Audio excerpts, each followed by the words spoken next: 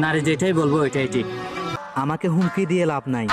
কক্সবাজারের চকরিয়া প্রিয়তম স্বামীর চুরির আঘাতে তার প্রিয়তমা স্ত্রীর মৃত্যু। ৮ মাস পূর্বেই ভালোবেসে শওকত হাসান মেহেদীকে বিয়ে করেন উম্মে হাফসা তুহি ১৮ বছর বয়সের এক তরুণী। তোদের মতো দু একটাকে বলে দেওয়ার জিনিস আমি পকেটে নিয়ে ঘুরি। হাতে হাত রেখে সারা জীবন সঙ্গী হয়ে পাশে থাকার প্রতিশ্রুতি নিয়েছিলেন দুজন। মাত্র ৮ মাসের মাথায় তার প্রিয়তম স্বামীর হাতেই নিতর মরদেহ খুঁজে পেয়েছে হাফসার পরিবার।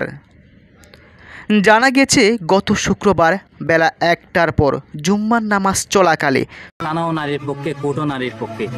চকরিয়া পৌরসভার ৯ নম্বর ওয়ার্ড মজিদিয়া মাদ্রাসা পড়ার সংবাদকর্মী আব্দুল হামিদের বাড়িতে ঘাতক স্বামীর হাতে খুনের শিকার হন।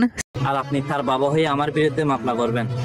নিহত হাফসার বাবা আব্দুল হামিদ তিনি বলেন, গত ৮ মাস আগে তার মেয়েকে জোরপূর্বক অপহরণ করে নিয়ে যায় টিকটকার মেহেদী। থানায় অভিযোগ দায়ের করা হয়। এর জের ধরে মেয়েকে স্বামী ও শ্বশুর বাড়ির লোকজন নির্যাতন করত। নির্যাতনের বিষয়টি মেয়ে তাকে জানালে গত বছরের ডিসেম্বর মাসের ৫ তারিখ মেয়ে তুহিকে বাড়িতে নিয়ে আসেন। কখনো বিজয়ী হতে পারবেন না। আব্দুল হামিদ তিনি আরও বলেন, বৃহস্পতিবার স্বামী মেহেদী তার শ্বশুরবাড়িতে আসে।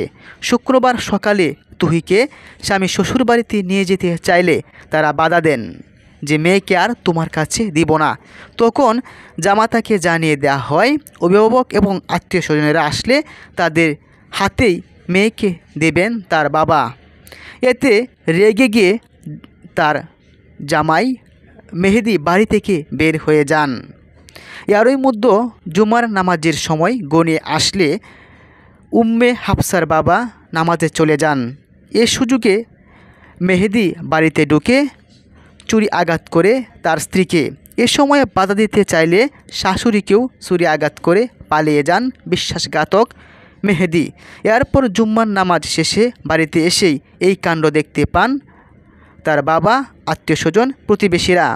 তারপরে দ্রুত উদ্ধার করে উপজেলা স্বাস্থ্য কমপ্লেক্সে নেওয়া হলে জরুরি বিভাগের কর্তব্যরত চিকিৎসক হাফসাকে মৃত ঘোষণা করেন। এই তো সেদিন ৩১ জুলাই ২০২৪। ফেসবুক পোস্টে হাফসা লিখেছিল, আলহামদুলিল্লাহ পর এভরি টাইম।